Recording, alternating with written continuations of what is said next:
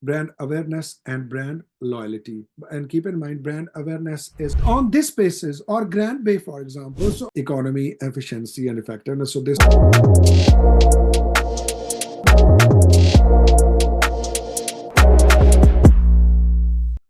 Hello, everyone.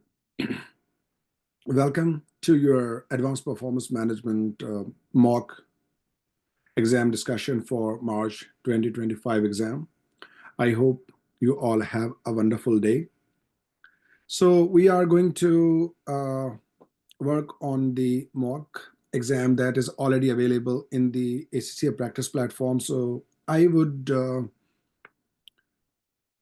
suggest you to please open this mock exam, you all, in your laptops or in your systems. Then we can start the discussion. Okay, so are you able to find this mock exam in the practice platform?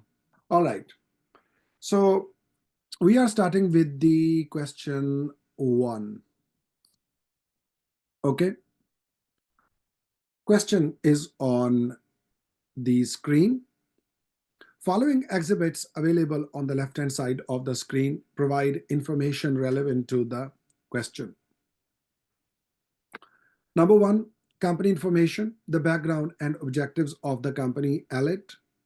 2, key performance indicators, detail of work required on the use of non-financial performance indicators. 3, brand issues, information related to work requested on elite's brand. 4, new information system, details of the introduction of a new unified database to collect customer data. And 5, Appendix 1, the annual performance report of ILET. This information should be used to answer the question requirements within the response option provided. Before we move on into working on this mock exam, this session has been designed to offer mock discussion. Okay, so I will try my best to explain the APM questions, how you need to read the APM questions, how you need to understand the data which is provided in the different exhibits, and then later we will work on how to structure advanced performance management answers. Okay, sometimes, because most of the time students struggle with structuring APM answers, so this mock will offer you the opportunity to learn about how you need to assimilate different information, different data, how you need to extract the information, how you need to uh, build your points on the basis of the data and information given in the scenario. Basically, this is a skill that you need to learn about, that how to use the information provided and build your own point of view, how to make arguments, how to analyze, how to evaluate. Okay, so all this will be part of our discussion for in this today's session webinar. Okay, so let's begin with the company information. Exhibit 1. Allet is listed nationwide chain of food shops in Beeland. It buys in and sells on a range of food and household products with the overall objective to deliver sustainable growth in long-term returns to our shareholders. So this is the overall objective, is to deliver sustainable growth in long-term returns to our shareholders. Keep in mind, sustainable growth in long-term mean that the business need to take such initiatives that will ensure sustainable growth. When we talk about sustainable growth, that means the growth that can be maintained in the long term. Okay, so this is the objective. Elliott intends to achieve this by utilizing its well known and respected brand name along with the procurement and selling skills of its staff to achieve growth in sales and improved profitability. Basically, in this paragraph, you are told two types of information. One is the nature of the business. So, first of all, you need to know that this is a listed company. We need to highlight this. The reason, because this is information, and we might be using this point in making arguments in discussion. So this is a listed company, and listed companies and other private sector companies, there is difference in their stakeholders. There is a difference in terms of pressure, governance requirements, and all that you need to know. Nationwide chain of food shops. So this is a nationwide business, means this is not an international business. This is a national business at nation scale. What does it do? It buys and sells on a range of food and household products. So it buy and sells because this is a chain of food shops.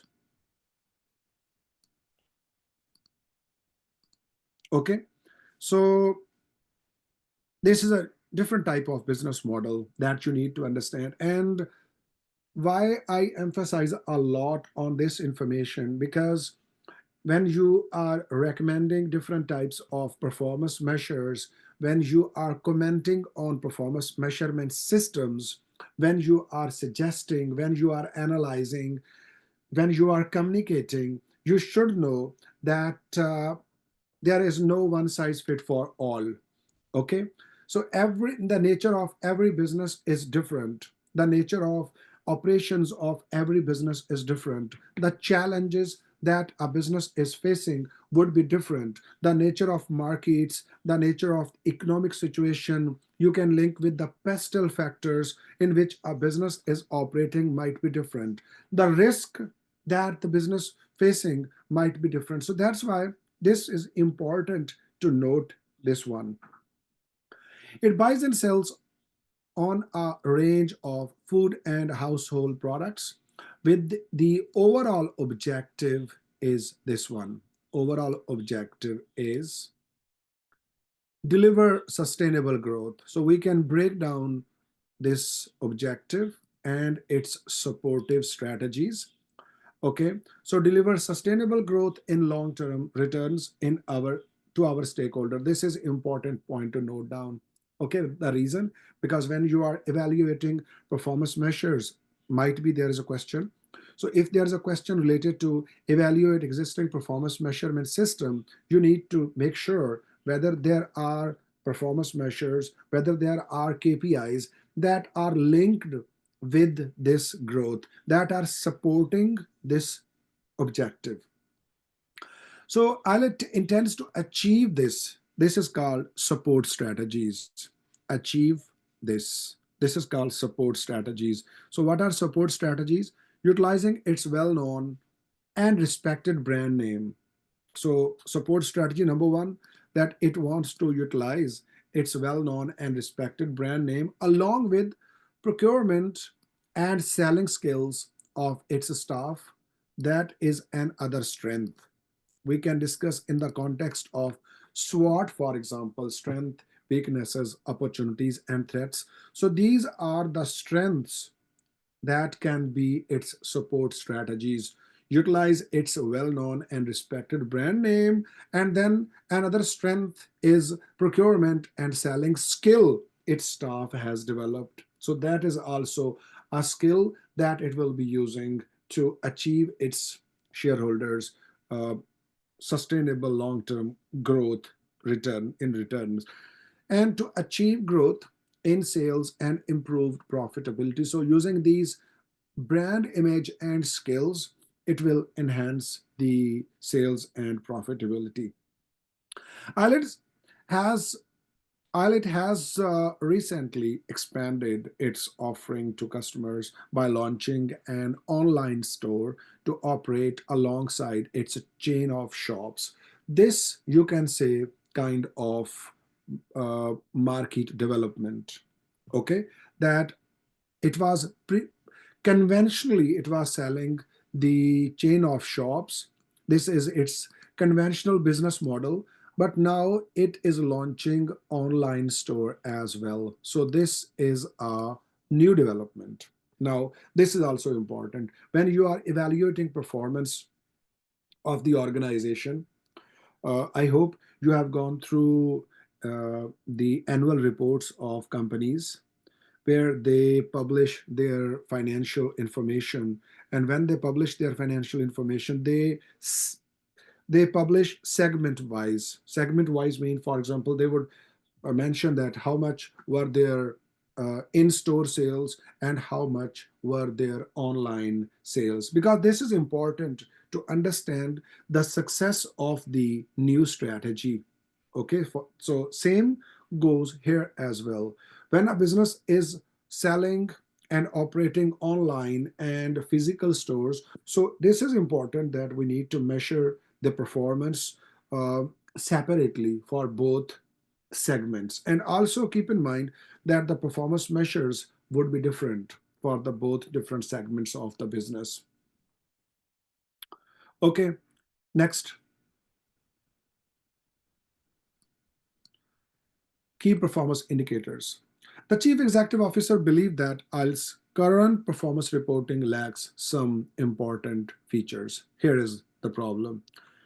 Believe that IELTS current performance reporting lacks some important features. Okay, so this is a problem, so we can highlight. This is believe. The CEO believes this one.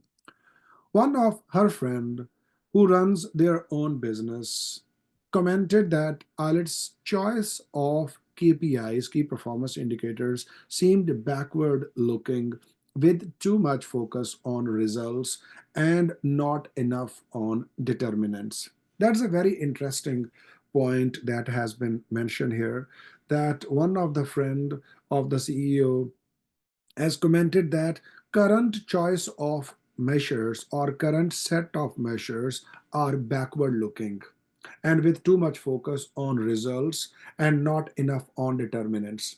If you already have uh, gone through the advanced performance management syllabus and advanced performance management knowledge, then you know very well this point, that what is the difference between results and determinants. Results are the outcomes of your efforts, okay? And determinants are those factors that determine the results, basically. Determinants are the factors that determine results in terms of performance. Okay, so if we look at this point, that there are two problems apparently with current KPIs. Number one, that they are backward looking. Backward looking mean they are reflecting past performance, they are not reflecting the future performance, with too much focus on results and not on determinants. Another way to look at determinants is that determinants can be your future value drivers.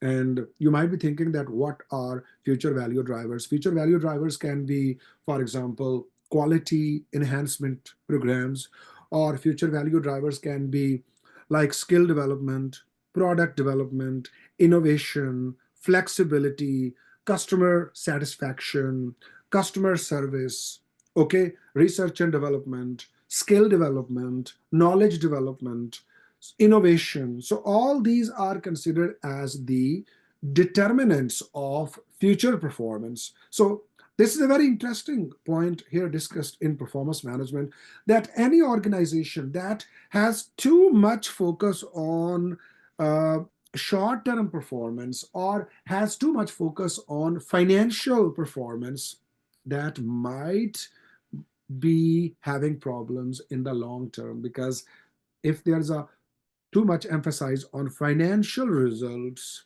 like revenue, profitability, that reflect backward looking, and that also reflect short term approach. Okay, he suggested that non financial performance indicators may help.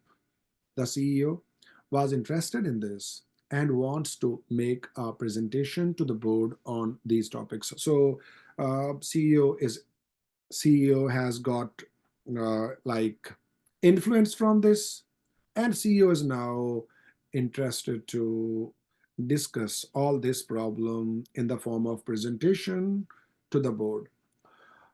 So the CEO needs you to assist with her presentation preparation of the presentation and has asked for your help in two areas. Okay, so assist with her preparation of the presentation. So this is basically you have to do, need you, CEO needs you to help her in the preparation of presentation and has asked for your help in two areas.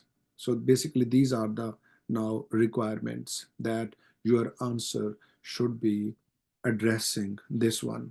First, first of all, is the CEO wants an evaluation of whether her friend's comment is relevant to ELIT and whether NFPIs in general could help to improve ELIT's performance. She wants you to use ELIT's current selection of indicators in this evaluation. It's a bit tricky, not straightforward question. Okay, so we need to break down into its segments for better understanding. First of all, evaluation of whether her friend's comment is relevant. So what is the comment? Where is the comment? You need to check. The comment is here. This is comment. Comment is that Alex choice of key performance indicators seemed backward looking with too much focus on results and not enough on determinants. So this is the comment. Here you are going to evaluate that comment. So I hope you have understood that how advanced performance management questions are designed. This is a very good learning. And by the way, this is the new style of APM, that how questions are set. You can see it now. Okay, that's a bit tricky, but I hope you are understanding that how to extract the questions from the given details. Okay, so CEO wants an evaluation of whether her friend's comment, which is here about the choice of KPIs, is backward looking there. So there are 2 points, backward looking and too much focus on results. So you have to evaluate whether it is relevant to ELIT and whether NFPIs in general could help to improve ELIT's performance. And the second part of the question is that if they start using and measuring non-financial performance, will it help improve Alet's performance? She wants you to use Alet's current selection of indicators in this evaluation. So current selection of indicators is there in Appendix 1 that you can use. Second, she wants a discussion of possible NFPIs for product quality and service quality at Alet. She wants a discussion. This is not evaluation. This is not analysis. This is discussion. You have to discuss the possible NFPIs, means non-financial performance indicators, for product quality and service quality at ELIT. Now, some students may mix both product quality and service quality, but please, this is different stuff.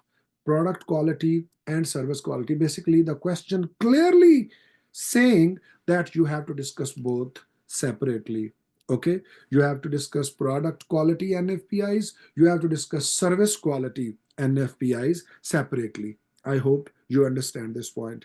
Then she also requires you to evaluate. This is the further requirement part of this. She also requires you to evaluate are two concerns that product quality issues are less controllable by ELIT and that NFPIs are less reliable indicators and more open to manipulation. Wow, this is further requirement.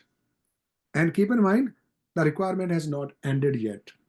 She also requires you to evaluate her two concerns. What are those two concerns that we need to evaluate? That product quality issues are less controllable by ALET. So this is the area of evaluation where you have to evaluate that is it true that product quality side is less controllable by ALET. So why this is less controllable? There is a sense, it makes sense, because products are not made by Elite. Elite only buy and sell. It is not engaged in the production processes. Production is done by suppliers. So when suppliers are doing things, although there are certain controls that can be made, for example, quality checking and all that, but still, if someone else is producing, there are limitations. So this one you need to discuss here. And that NFPIs are less reliable indicators and more open to manipulation. Yes, that is also correct. We have to discuss this one. Why it is so? Because non-financial performance indicators are are subject to manipulation, are subject to be subjective. Okay, non-financial performance indicators, due to less check and balances on NFPIs, one can interpret it differently. Okay, so their interpretation can be different, it could be manipulated, these might be subjective because of less stringent controls on non-financial performance indicators. So that's a very interesting overall question. I hope you understand. She has instructed you to leave any discussion on the difficulties of measuring NFPIs until the discussion of brand issue. She has further, you are further advised that leave any discussion on the difficulties of measuring NFPIs until the discussion of brand issue. See later. So you don't need to discuss the difficulties of measuring NFPIs. Okay, you are not going to discuss difficulties of measuring NFPIs. Rather, leave it and just focus on the above two areas. Okay, next, number 3, brand issues.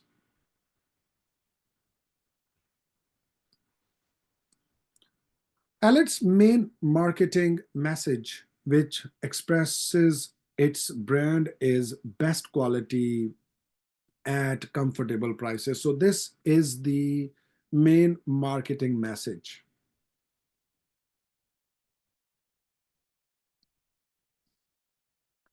And you know that marketing messages normally uh, is linked to the strategic positioning of the organization. Marketing messages basically focus on how a brand position itself, how a brand is perceived in the minds of the people, and this is linked with the brand identity as well.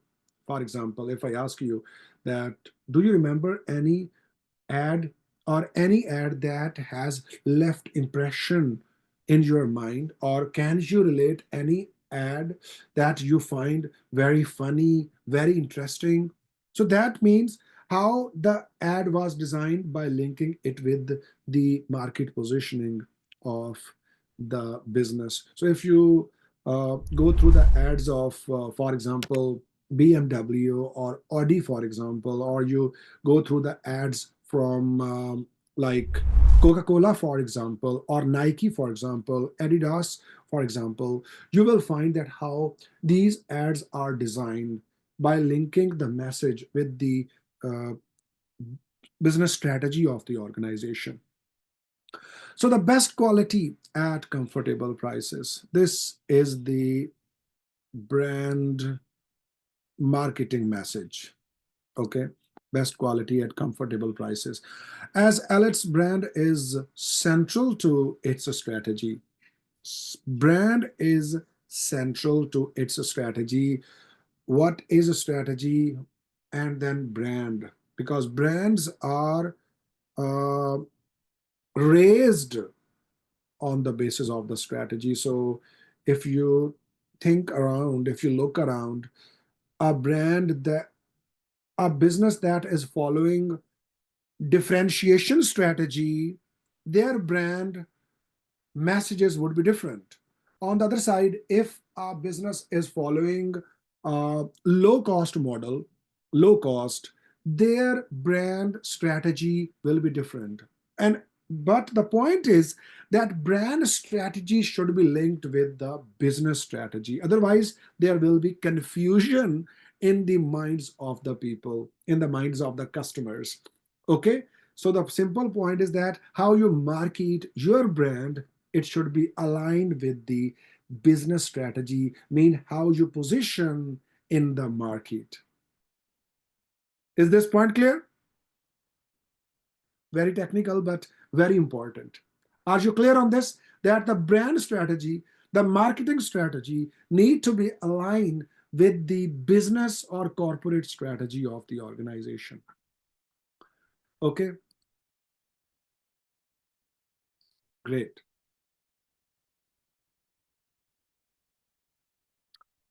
So the CEO has been considering whether Alex understand its brand and is making the best use of it.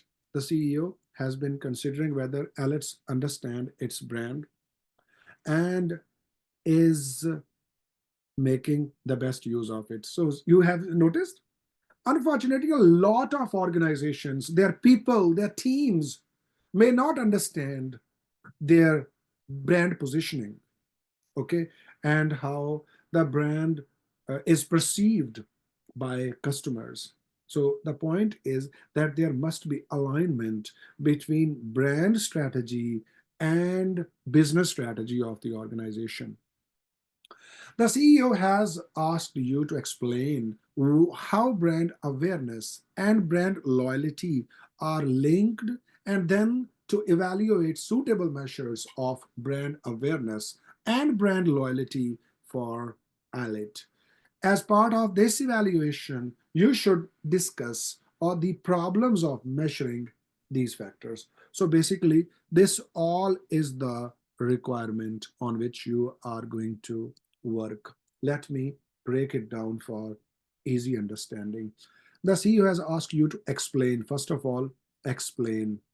Explain how brand awareness and brand loyalty are linked, means how both are linked together. Brand awareness and brand loyalty. And keep in mind, brand awareness is more about how people can recall, how people can remember any brand when they are going to shop, for example. So, can they recall? Is there any brand, specific brand in their minds already? How people know about a brand? Okay, and this is very interesting discussion of marketing. Brand awareness and brand loyalty. Keep in mind, brand loyalty follows brand awareness. But before brand awareness, there is another area that is called brand identity. Okay, so brand identity is about the perceptions in the minds of the customers about the and product or service, its quality, its price. So if I put hierarchy for all this, on the top, you can think about brand identity, how customers would perceive about a brand. Then it comes to brand awareness, and then it will follow brand loyalty. So there is a hierarchy for this understanding. You got this point? Are you clear? So you have to explain this one. What is brand awareness and brand loyalty? And then to evaluate suitable measures of brand awareness and brand loyalty. This is the second part of the requirement. You have to suggest, evaluate suitable measures of brand awareness and brand loyalty. You have to suggest for Alert. As part of this evaluation, you should discuss the problems of measuring these factors, because these are qualitative factors. Keep in mind, these are qualitative factors. So do you know the problems with measuring qualitative factors? So you also have to discuss there are three requirements in this question you need to follow. Note, she warns you that you should be careful to avoid confusing the brands sold by Allet with Allet's brand, which is what is under consideration here. Yes, this means that you don't need to talk about the brands or different food brands which are sold by Allet's. No, here we are talking about only Allet's brands, Allet brand itself. In other words, the food market brand. Like in Mauritius, there is a food market, Food Lovers. Is it still there? Food Lover. Is it there still?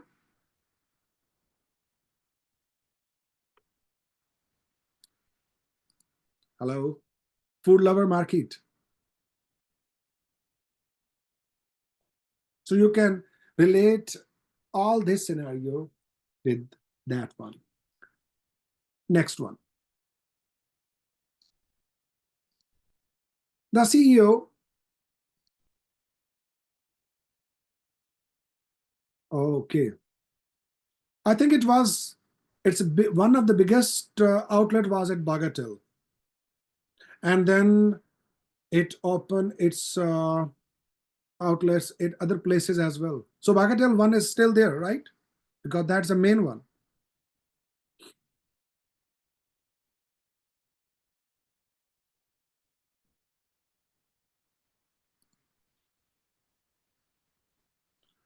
Oh, okay, okay, all right, perfect. Thank you, thank you. Okay, so next, number 4 is the CEO has identified an area where she believes that large improvements can easily be achieved. Okay. She intends to create a unified database from the customer information gathered in the shops and the online business and the company's social media presence. That is the point you need to understand. Unified database. What is a unified database? Unified database means where all of the data of company operations is collected, gathered, and stored. Okay, and that is available for access as a part of the centralized information system of the organization, like ERPS. So ERPS would be using that unified database where all of the data is stored and um, gathered. So what type of sources of that data is being discussed here? That unified database. So in this example, in this scenario, the information gathered in the shops. So this is one of the source of that data. Information gathered in the shops. What type of data is gathered in the shops? For example, the shoppers details. Okay, for example, their like shopping patterns, what type of products they are buying, at what time they are coming to buy, okay, and how often they are visiting the store, all, and which payment method are they using. Are they using cash, or they are using the credit card or debit card or other different methods they are using. So all this data is collected in the shops. And then online business, there is a different type of data is collected in online business, you probably know. Okay, because in online business there are different type of data. For example, like website visits, how much time the customer has been staying in the website, in which categories of the website they have been visiting, where they have been clicking. So all clicks data is gathered, and on this basis the customer profiles, and on this basis the customer interest, customer behaviors, customer understanding, all this is developed on that basis.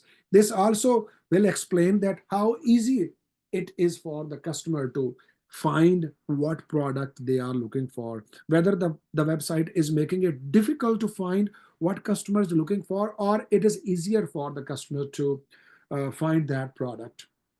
And then the third category of the data, the third uh, part of the data will be, or the third source of data will be social media presence. And here are different set of data is collected from the social media. For example, here the type of data might be unstructured. For example, customer responses, in terms of, you can talk about different social media platforms like Facebook or Instagram, or other like TikTok, for example.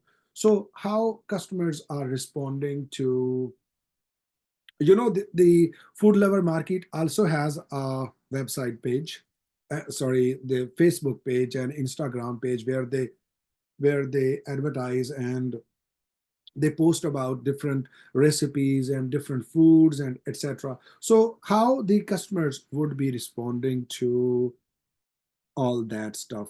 Okay, customer comments, this is also a data. Customer comments, customer are sharing, all that as there. This has already been done at some of Elite's competitors. Now, this is interesting information. That competitors are already doing this type of analysis. They are already doing and using these technologies. So this means that competitors are ahead of the elites, because competitors already they have invested in such technologies. Okay, they are already ahead. And this is the point where you need to highlight this this this little information. You can build a complete point of 3 to 4 sentences, complete paragraph you can build on the basis of this information. This is what I told you, that when you are going to write advanced performance management exam, you need to develop this skill of how to use a little information and use it, build your answer. So you will have the opportunity to learn all this. Okay, how to use a small piece of information and build a complete point on this basis. The CEO believes that data from shop loyalty cards and online shopping accounts can be collected to obtain greater knowledge of Elite's customers, and this could be used to interact with customers while they are considering purchasing. Yes, if you look at all this point, this CEO believes this statement or this point you will be using for multiple your discussions. Okay, so CEO believe that the data from the shop loyalty cards means customers have the loyalty card. That means that the uh, Alert already has loyalty scheme already in place, and when customers are coming for shopping, like now these days, this is a common practice. Even small grocery stores now are offering their customers loyalty cards and point card, and different names are there. Okay, so every time they scan their, these days, I'm not talking about swipe, scan their cards. Even these days there are mobile apps, so they can scan through mobile apps. Okay, so all that data is generated, what customer is purchasing, at what time, and how much, and all that. And in online shopping accounts, when customers buy online, they have to log in. And when they log in, they have the profiles. And through that profiles, we can have all that data about customers' clicks and their interest. So this greater knowledge collected to obtain greater knowledge of Alert's customers. What that mean? What type of knowledge is there? Yes, there is a lot of insights. For example, what type of products are they buying? What type of products are they looking for? And how are they reacting to different products? At what time they are coming? Okay, how are they purchasing? How much they are spending? Which product customers are buying most? For example, you can even categorize region as well, like in Mauritius, for example. So jumbo, for example, jumbo stores, they can categorize the different customer profiles with specific region, for example, like Cutrabone, for example, or Cupid, for example. So on this basis, or Grand Bay, for example, so on this basis, they can categorize that why this region customers are buying this product. So this is a very interesting type of insights can be obtained through. So then this can be used further for future marketing. This can be used further for future product offers. Okay, these days the technology has become so advanced that these now retail outlets and retail brands, they are using apps, and within the apps they are offering customized promotions and customized offerings to customers. So that's very interesting. All this is because of the data. Yes, correct. This can be market segmentation as well. But market segmentation a little bit where we, yeah, this data can be used for market segmentation. Correct. Dividing the different customer groups into different categories. And this is only possible when we have the data. Okay. All right. So this could be used to interact with customers. What does that interaction mean? Interaction through your social media campaigns, your social media ads, your in-app ads, in-store ads. Yes, this is also possible, that you identify that this time most of the customers are coming. So you can make arrangements, drop the prices at that particular time. So when customers are coming, majority of the customers are coming, they get that surprise. Wow, the prices have dropped, or there are certain promotions are going on, certain discounts are going on. Okay, so all this can be achieved through this while they are considering purchasing. While they are considering purchasing. Wow, this is another information. Considering purchasing mean either they are in store or they are on website, so that they are there for purchase something. So how to, this is called real time reactions or responses, because customers are already in the store or they are on the website. So we can offer them the promotions, we can offer them reduced prices. Okay, the CEO understands what benefits this unified database could bring to Elite. Understands what benefits this unified database could bring to Elite. However, she is worried by the implications of the volume, velocity, and variety of the data, and has asked you to provide an evaluation of these implications, including the problems that may occur in implementing the system. Okay, so this is also further requirements of the question. So question is not ended. This is the next requirement. Understand what benefits this unified database could bring to Elite. So CEO already know about the benefits. However, she's worried about implications. She is worried about implications of the volume, velocity, and variety of this data, and ask you to provide an evaluation of these implications, including the problems that may occur in implementing the system. So there are two areas that you have to work on. You have to discuss the problems in implementing the system, means the unified database system, and also the problems related to the three V's of the big data. Three V's of the big data: volume, velocity, and variety. Okay, so this one asks you to provide an evaluation of these, including, okay. So this is all about number 4. Here is the appendix.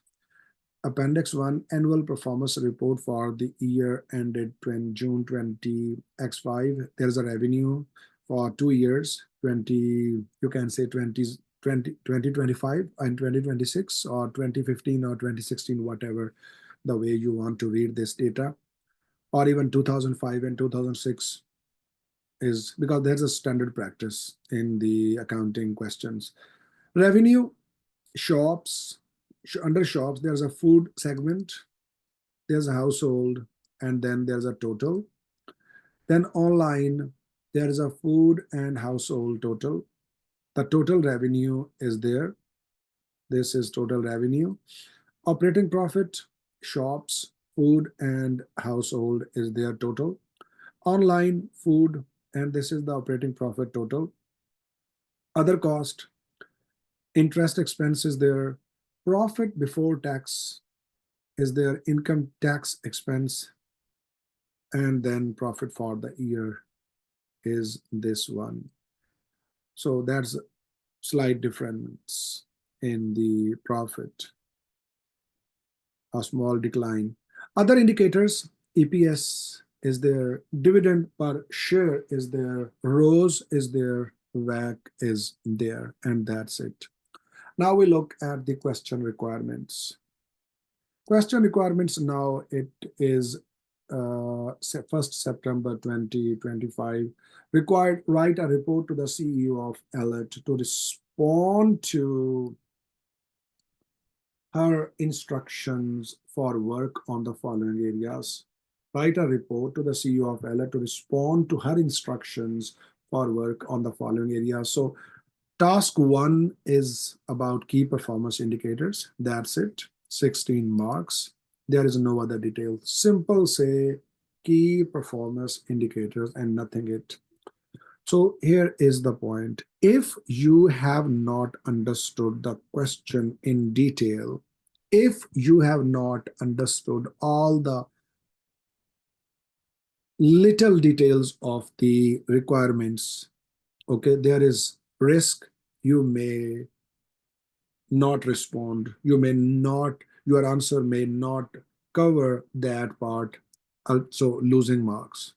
Okay, that's very important. That's why I have emphasized on this point. That's why I have emphasized a lot on this point that you need to make sure you understand the question very clearly. Note there will be 7 marks available for the first part of the work required on this area and 9 marks available for the second part of the work required on this area. So 7 marks available for the first part. Okay, so what is the first part? This is the first part in number 2. This is the first part. There are 7 marks.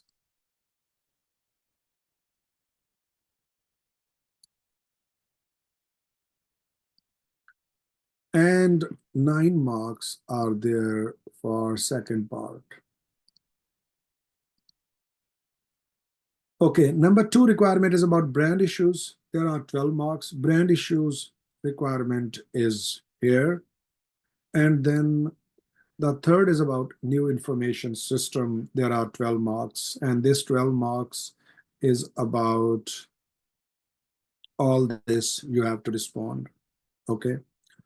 And then the professional marks will be awarded for demonstration of skill in communication, analysis, and evaluation, skepticism, and commercial acumen in your answer. There are 10 marks, mean all skills being tested in question number 1, all skills: communication, analysis, and evaluation, skepticism, and commercial acumen. Now, if we break down these skills, you know, communication is how you communicate your all answer, your structure of the answer, the tone you use, the jargons, the words, choice of words that you have, how you structure the paragraphs.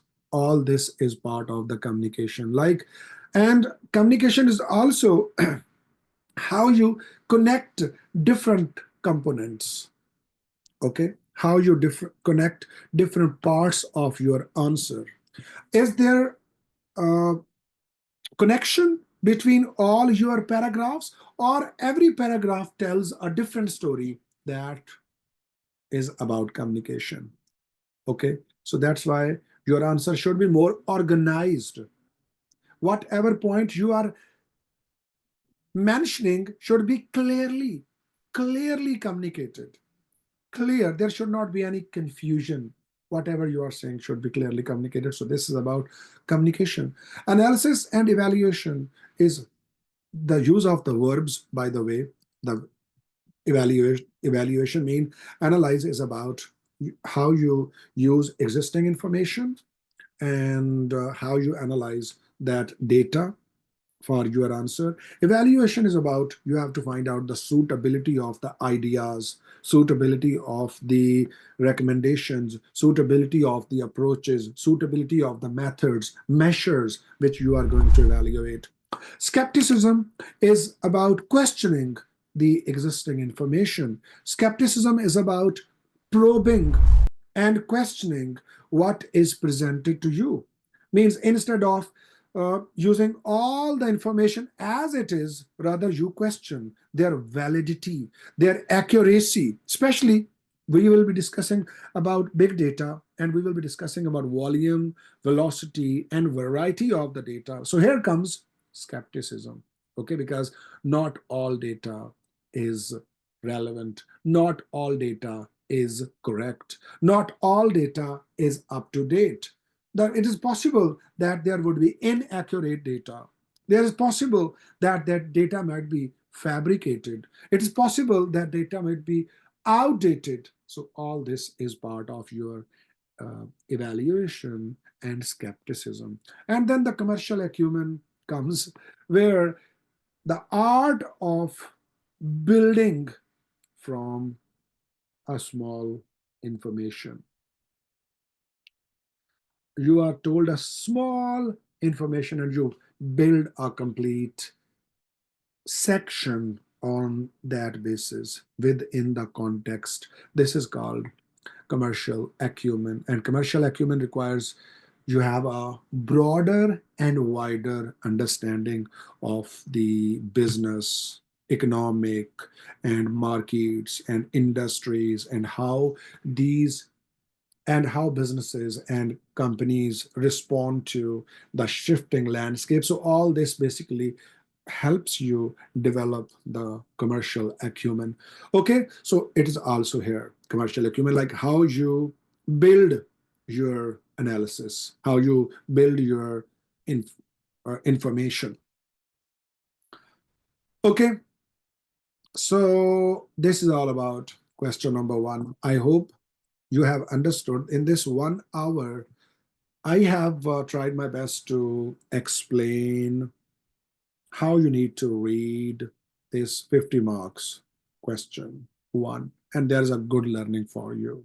Okay, and this is the new style of advanced performance management. If you have attempted this paper 2, 3, 4 years back, you may find it that this is a new uh, style of the advanced performance management, where the way information are presented, this reflects the modern era that the organizations are facing challenges, and this is reflected in this paper beautiful way. Okay, all right, so is there any question so far? Is there any question?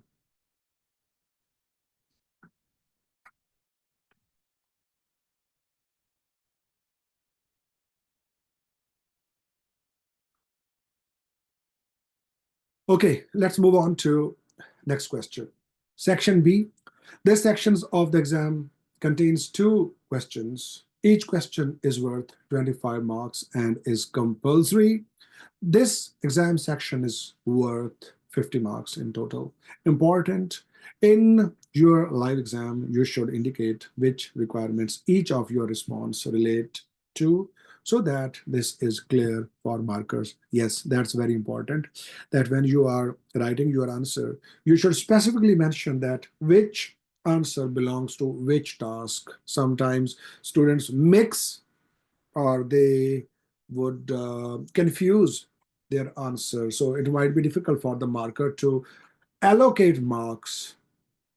It might be difficult for the marker to understand that this part of the answer belong to which part of the question. So that's why you need to have a organized and structured approach for writing your answer. And this is part of the communication skill. Communication skill, how clearly you communicate your thoughts. Show all notes working that you want the marker to see within your responses. Yes. So any notes are working which are made in the scratch pad or your working notes or papers will not be marked. Okay. Next. Question 2. The following exhibits available on the left-hand side of the screen provide information relevant to the question. So, number 1, organization information, the background and key objective for the organization. This is Zealand Schools Department. Number 2, value for money and request for an evaluation of value for money for schools within the ZSD. 3, league tables, detail of work required in response to criticism leveled at the pilot scheme. 4, Appendix 1, extract of the performance data published in the pilot scheme and other performance data which was not published. This information should be used to answer the question requirements within your chosen response options. Here are response options chosen, okay? So you have to write all your answer here in the clear way. So the best way is that you should write the task. For example, you are going to work on task 1. So mention here task 1 or task A, for example, whatever, and then you need to develop your answer. Okay. And spreadsheet you will be using for your calculation. If there are any calculations, so you will be using this spreadsheet.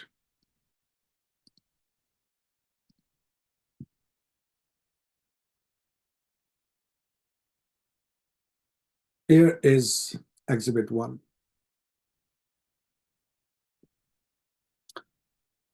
The Zealand Schools Department, ZSD, provides free school places to all children between the ages of 5 and 16. Each school is allocated funding by the state according to the number of children attending. The head teacher at each school is given considerable autonomy on how this funding is spent. For example, on staff salaries, premises maintenance, and investment in the provision of school meals and recreational facilities. Parents can choose which school to send their child to, subject to other conditions such as where they live. So this is the first paragraph, various information. Next, the key objective for schools in Zealand, which is set by the ZSD, is academic progress. So this is the key objective. This is important requirement. This is important information, so we need to highlight this one. It is measured as the difference between a child's actual level of achievement in a broad range of subjects when they leave the school and their expected level of achievement when they enter the school. Now, as mentioned, that the objective for school is to achieve the academic progress, which is set by the ZSD. And you look at the way this academic progress is measured. It is measured as the difference between the child's actual level of achievement in a broad range of subjects when they leave the school and their expected level of achievement when they enter the school. So the difference between when they join the school at that level expectations and their actual progress or performance or actual achievement when they leave the school. So that's very interesting. And if you have noticed, it is also somehow we have to check how this is measured because it feels like there are some flaws in this one. This difference is then expressed as a percentage of the expected level of achievement. So this is measured in terms of percentage.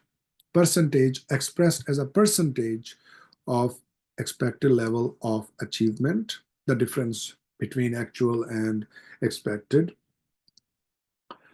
Both the actual and expected level of achievement are measured as a score between 0 and 100. The actual achievement is determined by performance in examinations set by all 16-year-olds in Zealand. The actual achievement is determined by performance in examinations set by all 16-year-olds in Zealand.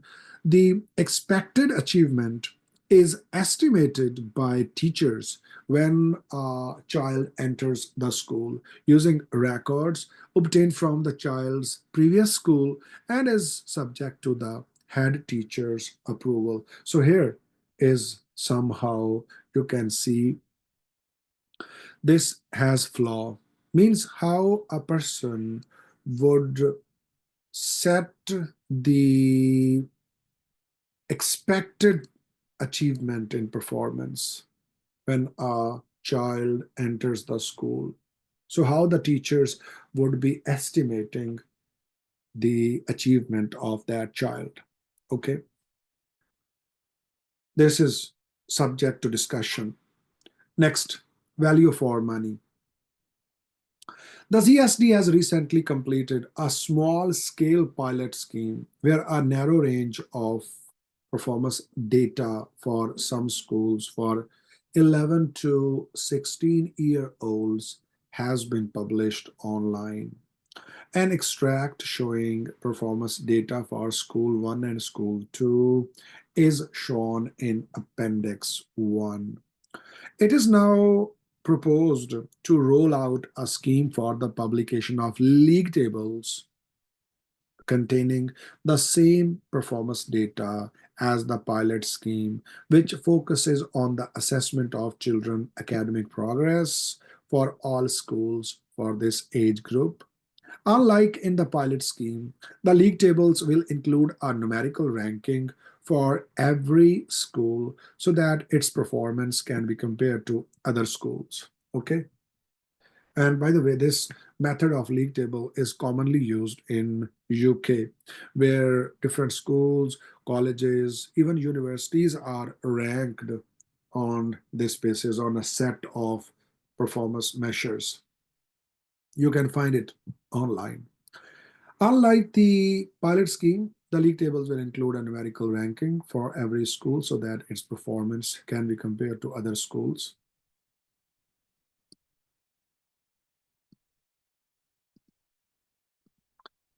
The ranking will use the performance measures published in the league table to determine the ranking. A school's score for each performance measure will be weighted according to the relative importance assigned to it by the ZSD. Around 1,900 school inspectors and other staff would need to be recruited in order to compile and publish league tables. So this, you can see it going to be a quite big activity where 1,900 school inspectors and other staff would needed to be recruited. The scheme for the production and publication of the league tables has two main objectives. Two main objectives for this scheme are: number one, to allow ZST to evaluate whether schools are delivering value for money using 3E's framework: economy, efficiency, and effectiveness. So this is the number one objective of these league tables. And to help parents choose which school to send their child to. Okay, so two objectives are there. The ZSD's chief executive officer wants you to do an evaluation of whether schools 1 and 2 are giving value for money. Okay, there are two schools data is given, so you are required to wants you to do an evaluation of whether schools 1 and 2 are giving value for money. As part of this evaluation, he would like a suitably justified performance indicator for each of the 3 E's to be calculated, and has recommended using the published data in the pilot scheme for this work. So as a part of this evaluation, he would like a suitably justified. So you have to choose and you have to justify one KPI, performance measure, and has recommended using our published data. So recommended. Okay. All right. So next one, league tables. The pilot scheme was criticized by parents because they were confused about how the data could help them choose a school for their child. Means parents has criticized the pilot scheme about league tables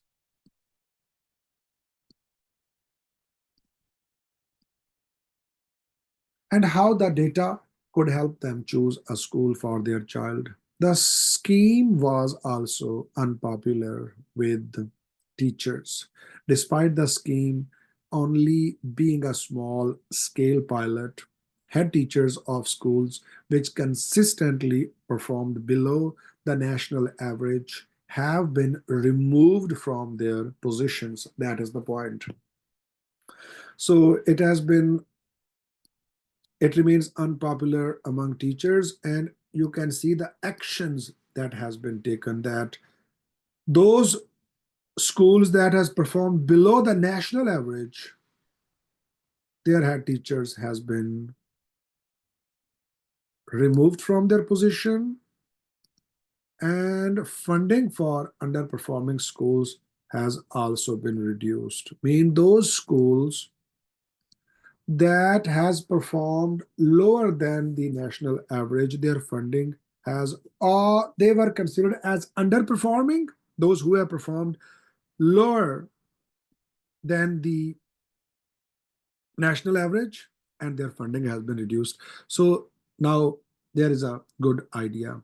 When you are going to measure performance using the value for money criteria, VFM, using 3 E's, economy, efficiency, and effectiveness. So here is now your comparison or benchmarking. So when you are going to measure performance of school 1 and school 2, you will be comparing that performance with the national average. So if any school is performing higher than the national average, mean it is performing better. But if any school appears to be performing lower than the national average, that performing poor. Okay, because of these criticism, the CEO would like you to advise him on what problems may arise in producing and publishing league tables for the performance of Zealand. Now it's a very important point here. There is a criticism. So considering this in mind, you are going to advise to the CEO. Means CEO will take your advice. Okay, so here comes the importance of clear communication, because your advice CEO will be using for their further initiatives or further their policy, refining the policy or changing the policy. So you can think of importance here. CEO would like you to advise him on what problems. I am highlighting this for you, so you should know that what is the scope of your work. Scope of your work. Note it down if you are taking notes. Scope of your work, that who will be using your work. So you should address at that level. On what problems may arise in producing and publishing league tables for the performance of. So you are going to discuss league tables. Now there are two requirements. What problems may arise in producing? This is one part. And publishing league tables for the performance. This is second part. Unfortunately, a lot of students, they when they don't pay attention to the question requirements, then they may not be in a position, they may not be able to answer completely. So there are two parts. Problems related to producing league tables and problem related to publishing league tables. Have you understood this one? Have you understood this trick or this uh, like style that how questions are set? Okay, and your answer should reflect accordingly. Okay, all right, and here is the appendix.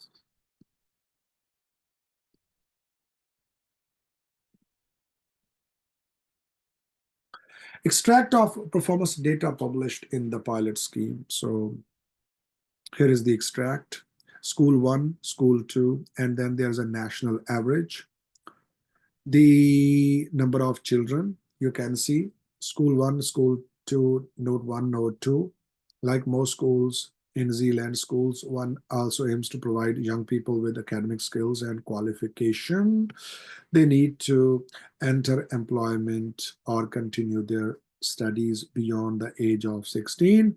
And School 2 is one of only 5 similar schools in Zealand for children who are less able academically and who struggle to thrive and succeed in a traditional school environment such as that provided by School 1.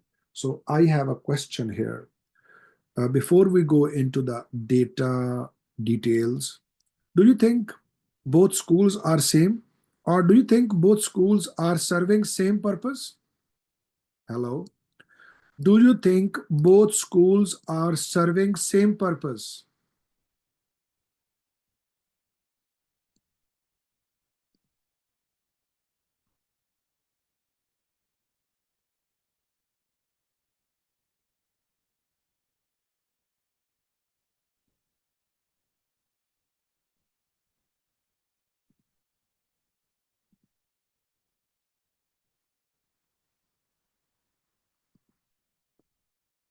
No. Their circumstances are different.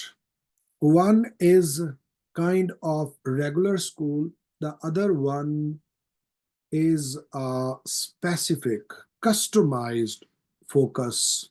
Okay, so you can read this one. That this is why I highlighted, and I know about this, that many students may not be able to understand their differences, their circumstances. They are operating in different situation, their challenges are different. School 1 is just like a regular school. School 2 is one of 5 similar schools there are, where they take children who are struggling to cope with the education, who are struggling to thrive, who are struggling to succeed in traditional school. Okay, so this is our different. The point of discussion here is that if we compare both schools, do you think, does it make sense? Hello? Can we use same measures of performance for both schools? Can we use same measures and then compare performance for both schools?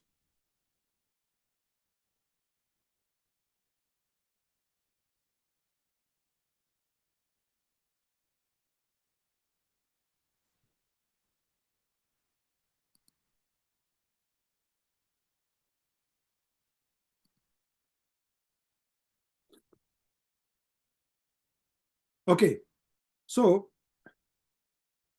the data is here. Number of children,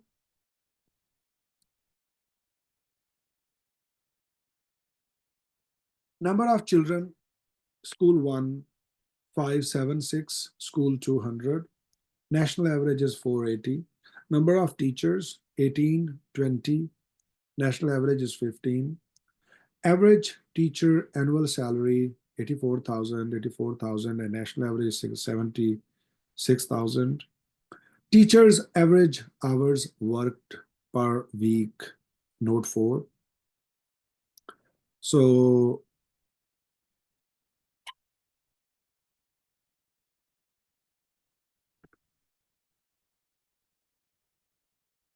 average teacher salary is there, then teachers average hours worked per week, note 4. That is 45, 40, 37.5. Note 4 is full-time employees in Zealand typically work 40 hours each week. Full-time, 40 hours each week, no overtime is paid. So that is the point. And note 3 is about both schools are located in a region where cost of living and housing and public transport are much higher than the national average. This information you also have to consider for your evaluation. Okay, and note 4. Next one is average expected level of achievement per child is 84%, 30%, and 80%. Average expected level of achievement per child. How this is measured, we have discussed already. Average actual level of achievement per child. This is the actual. So average expected, this is the achievement estimated, or this is measured when a child enters into school. And this actual level of achievement is measured when the child has completed the school. Okay. Other performance data not published is here. So this is not published data. Description, school 1, school 2, national average. Teacher turnover, note 5. 28% is very high. 0% in school 2 and 5% in national average. Satisfaction rating, note 6. 29% in school 1, 99% school 2, and 65% national average. So if you look at note 5 and 6, 5 is about turnover. Teacher turnover is the percentage of teachers who left their job in the year. And it's very high in school 1 as comparison to national average, like almost 6 times higher than the national average. Number 6, the satisfaction rating is the percentage of parents. This one, satisfaction rating, this is the percentage of parents who, when surveyed about their views on their child's school, agreed with the following statement: my child enjoys going to school. The school environment is comfortable, friendly, and secure. My child participates in a wide range of sports and after-school activities. The meals served at school are tasty and nutritious. I would recommend this school to others. This overall says the satisfaction score of the parents. Okay, so that is 29%, 99, and 65%. And this is all about Appendix 1 data. And here is the requirement. Requirement is respond to the CEO of Zealand School Department request for work on the following areas. So there is a request for work on value for money. 12 marks are there, 12 marks. Value for money is here, what you have to do. Okay, and then league tables, 8 marks. Where is the league table question? Here is the league table question. Then professional marks will be awarded for the demonstration of skill in analysis, evaluation, skepticism, and commercial acumen in your answer. So the Interesting thing is that in question 2 and question 3, not all skills are tested. Like in this question, which skills are being tested? Analysis and evaluation, skepticism, and commercial acumen skill is being tested. Okay, all right. So that's all about question 2. I hope you have understood all this. And now we are moving on to the question 3. Question 3 is here. Following exhibits available on the left-hand side of the screen provide information relevant to the question. Company information, number 1. Number 2, economic value added. Number 3, value-based management VBM. And number 4, appendix 1. This information should be used to answer the question requirements within your chosen response option. One thing that you need to know about Advanced Performance Management exam is you are aware, or I hope you know about that one of the question in section B is tested from section D of the Advanced Performance Management syllabus. If you are taking notes, you can note down that one question in section B of the Advanced Performance Management exam is tested from section D of the syllabus. So compulsory tested. You can think, what are the topics in section D that you need to cover, where 125 marks question is tested? There is a balance scorecard, there is a building block model, there is a performance pyramid model. Number 4, there is value-based management model. Number 5, there is activity-based management. Number 6, VFM, value for money model. And number 7 is about performance measurement in complex structures. Performance measurement in complex structures.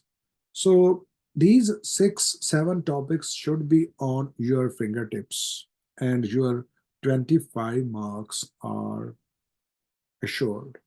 Assured means that you can make it easy, because if you already have gone through all those models, okay, at least you have the idea that you can attempt this question, and the rest you also need to go through the other syllabus areas as well.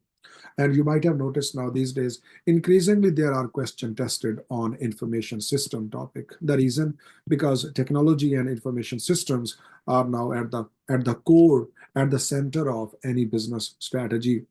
When we talk about performance management, or when we talk about strategy development, okay, our discussion would remain incomplete without technology, without information systems.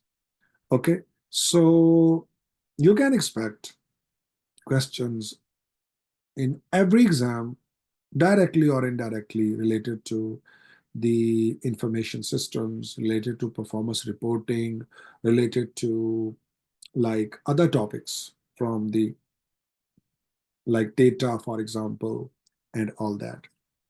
Okay, clear? And our question number 3 is here. Company information.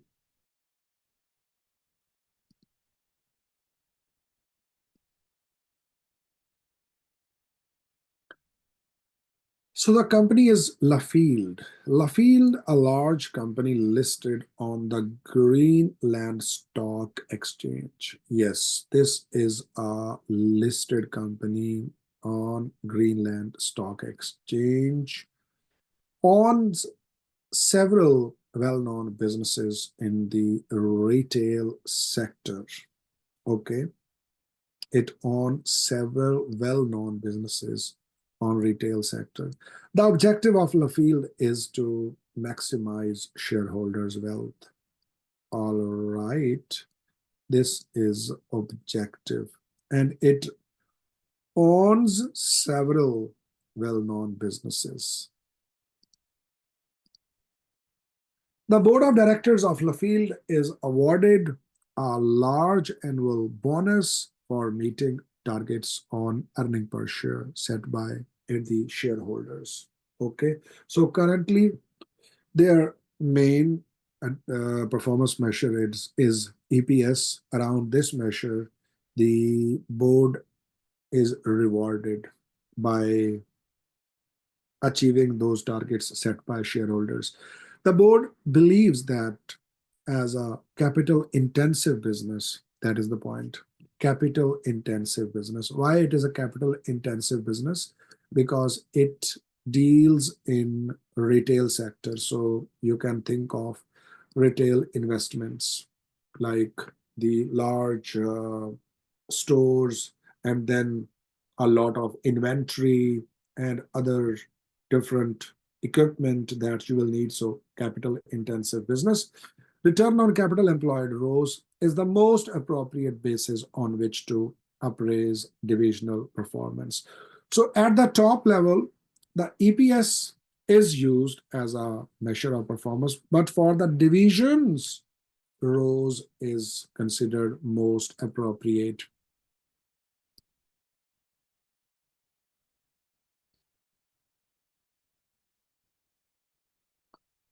On which to appraise divisional performance. The performance of divisional managers is also appraised and rewarded according to how the decisions they take improve return on capital employed in their divisions. This is another point, and I think you can easily notice here the problem with this approach.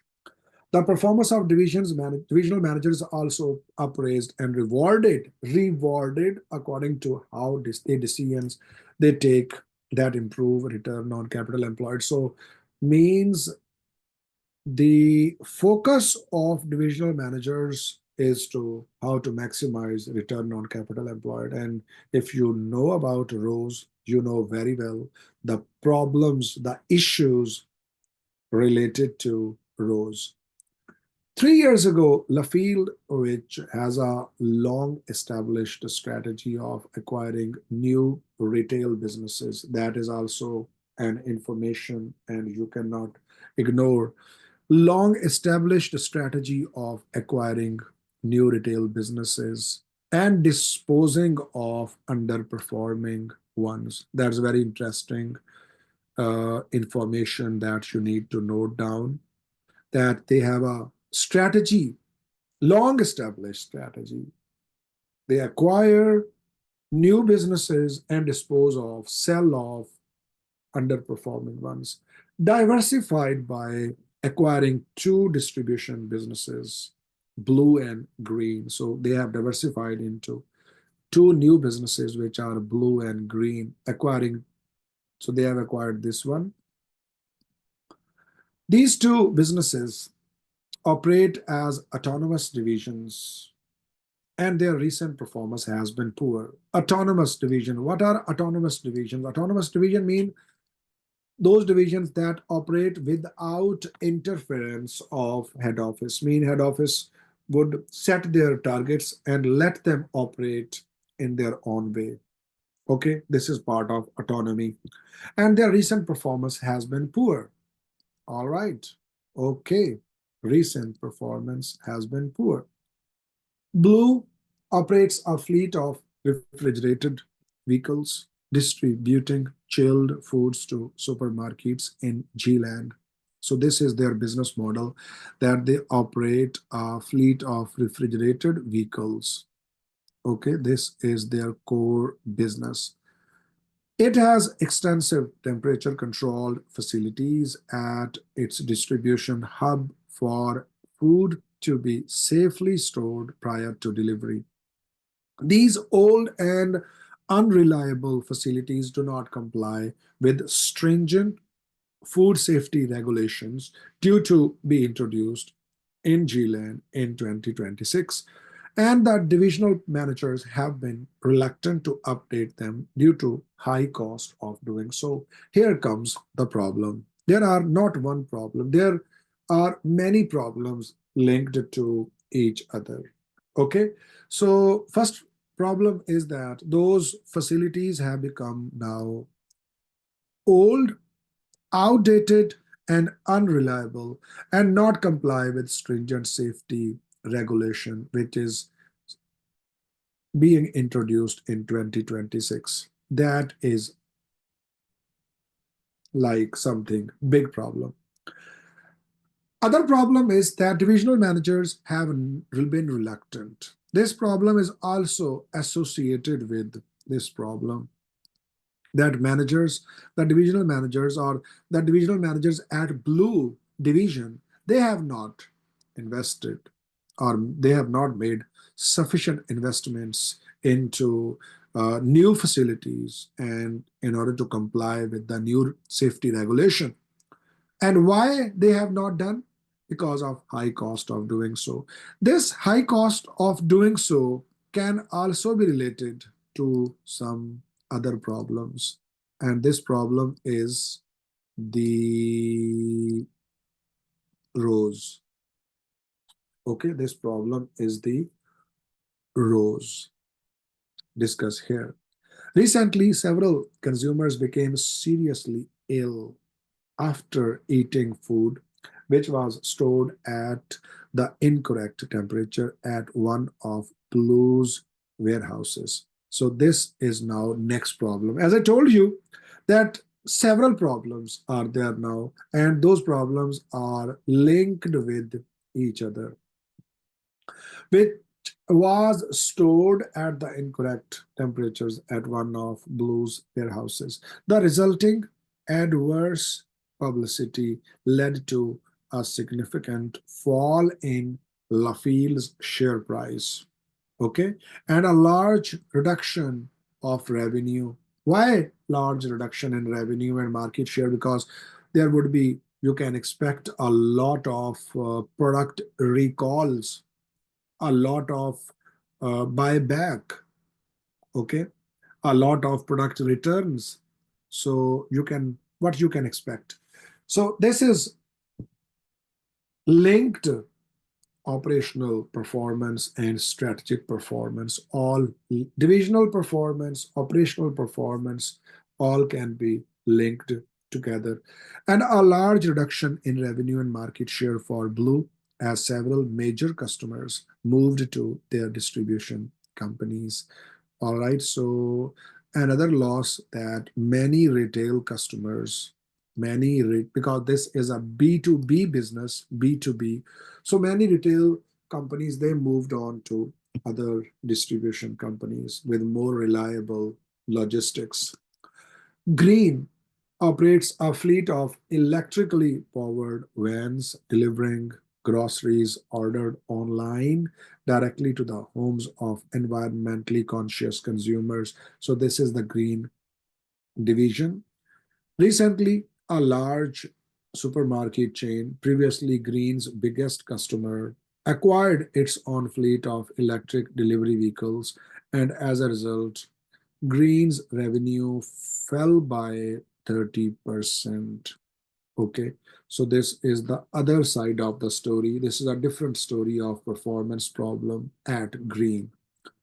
Okay, all right, so this is the basic information, and here is economic value added. Lafield, newly appointed finance director, has recently suggested the introduction of economic value added EVA as a performance measure, as she believes it is a better measure performance than ROSE and EPS, which Lafield currently uses. Okay, she has asked you to evaluate the EVA for each of the two divisions from summary data relating to Blue and Green in Appendix 1 and advise the board of Lafield on the reasons why EVA would be more suitable tool to measure divisional performance than ROSE. So let's divide this question requirements. She has asked you to evaluate first the EVA for each of the two divisions from the summary data. So this is first of all requirement from the summary data relating to Blue, and advise the board of Lafield on the reasons why EVA would be more suitable to measure divisional performance than rows. So you have to advise and with justification that why EVA is a better measure of performance than rows. Here is VBM. The finance director also believed that the recent poor performance in blue and green may be because Laffield strategy and objectives are not aligned with the drivers of shareholders' wealth and the creation of value for shareholders. This is a very interesting and very important statement from the finance director that the reason for poor performance is that because there is a problem in alignment. What word I'm using? There's a problem in alignment. There is a problem in alignment of strategy and operations. There is a problem of alignment between corporate objectives, strategy, and operations. They are not aligned with each other. She would like you to assess how a value-based management approach can be used to improve performance of the field. Here is a very interesting point. She has asked you or would like you to assess how a VBM approach can be used to improve performance of the field.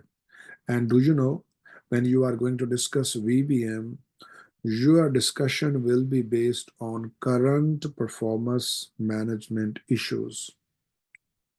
Hello, are you understanding that when you will be discussing about VBM, your discussion will be based around current performance management and measurement issues? Current performance management and measurement issues. What are the performance measurement issues? Performance measurement issues are that currently they are using the rows as their uh, divisional performance measure. So managerial, all decisions are set around that measure. So this is the problem with performance measurement. Now let's talk about performance management. So of course, you have heard about a famous quote, what gets measured gets done.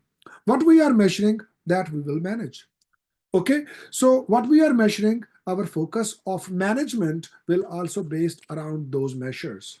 So that's why when our measures are not accurate, then our management style, because measures will determine our management style. So what we prioritize, how we make decisions, what we plan, what we control, how we control, all this will be determined by our measures. So both performance measurement and management issues are set around here. Have you understood this very important discussion I have just discussed? Have you got this very important point about performance management and performance measurement? Okay, caused by one KPI.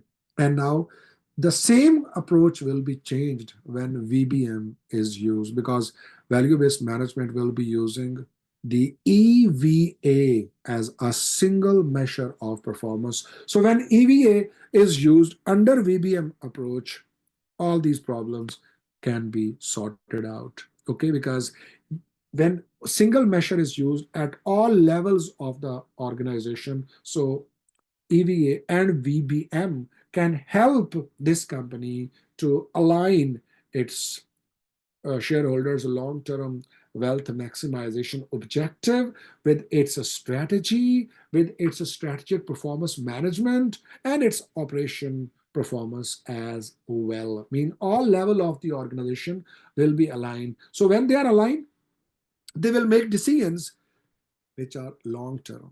They will make decisions which are more sustainable. They will make decisions that can be linked to the long term determinants of performance. They will invest in long term value drivers, and those value drivers will determine long term wealth of the shareholders. So very interesting. All this you need to discuss here.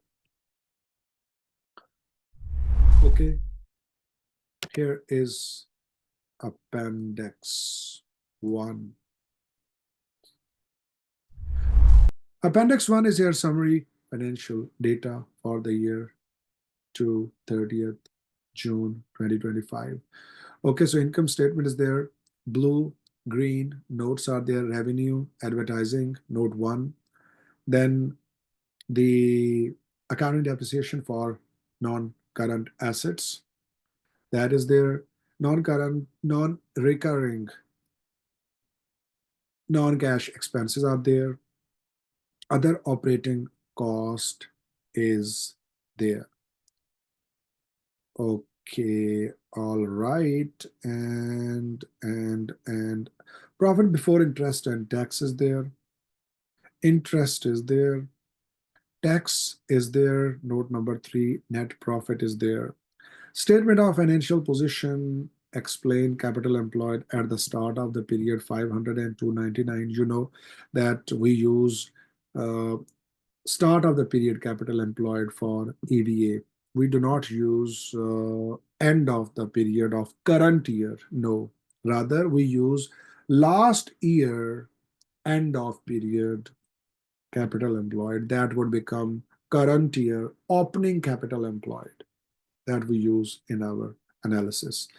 Notes are here. Note number 1 is about advertising, and this shows that there has never been any advertising expenditure in either division prior to the current financial period. Okay. The advertising expenditure is related to the long-term support and development of Lafield brand. Means this advertisement is a long-term investment. Okay. Note 2 is about accounting depreciation of non-current assets. This is about the economic depreciation for the period is 9 million for blue and 4 million for green. I hope you know about the difference between accounting depreciation and economic depreciation. Accounting depreciation is based on accounting profit or accounting measures, whereas economic depreciation is the basically market-based depreciation that reflects the actual change in the value. So this is considered more relevant accounting economic depreciation. Okay. And note number 2 is about this one. Note 3 is about tax. So rate of corporate tax is 25% that you will be using in the adjustment of interest. Weighted average cost of capital is 11%. Okay. So if you look at the data is not very complicated. There's a very simple, very straightforward EVA calculation out there. I don't find any like technical adjustment. All these are simple adjustments. You will see it. And then here is the question requirement. It is now 1st September 2025. Respond to the finance director at Lafield for request for work on the following areas. So first of all, economic value added, that is EVA you have to work on, and then VBM. That's it. 10 plus 10, 20 marks. Professional marks will be awarded for the demonstration of skills in analysis and evaluation and skepticism. I mean, 2 skills are being tested. Analysis and evaluation and skepticism. There is a reason for skepticism because you are going to deal with the data. Okay. So you need to look at the data. You need to use this data skeptically. You need to be skeptic about this data, about its accuracy, about its relevance, about its trustworthiness, okay, about its up-to-date point of view and all that. You need this one. And also the other skill is analysis and evaluation. So analysis, of course, you will be analyzing the EVA and you will be evaluating VBM. So all these skills are being tested here. Okay, all right. So we have done the all three questions in almost 2 hours we have taken to go through all three questions. Tell me, after this 2 hours of our investment, after 2 hours of our effort, so what do you think? Now, are you able to understand APM questions a little bit better before 2 hours and after this 2 hours? Although we will be discussing answers after we are going for a short break, and after the break we will be discussing answers. But my question is, do you think you can read questions, advanced performance management questions better now and understand the information?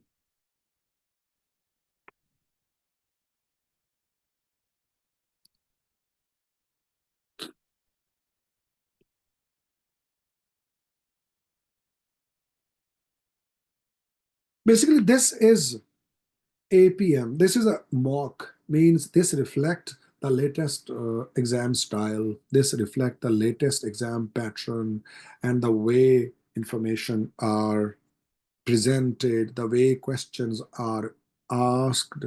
So all this. So this should help you in understanding and what you can expect. Because after this mock, I believe your expectations about APM will change.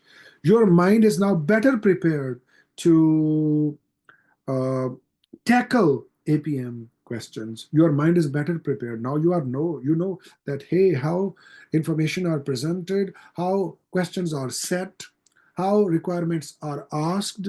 So you can now respond better about APM. Okay, we are going for 15 minutes break, and after this 15 minutes, we will be working on answer. Answer I already have worked on, where I will be discussing. Although most of the points I already have explained about the answer, but now you will have the opportunity to look at answer in a more organized way. Okay, so enjoy the break time, 15 minutes, and after 15 minutes, we'll back with answer.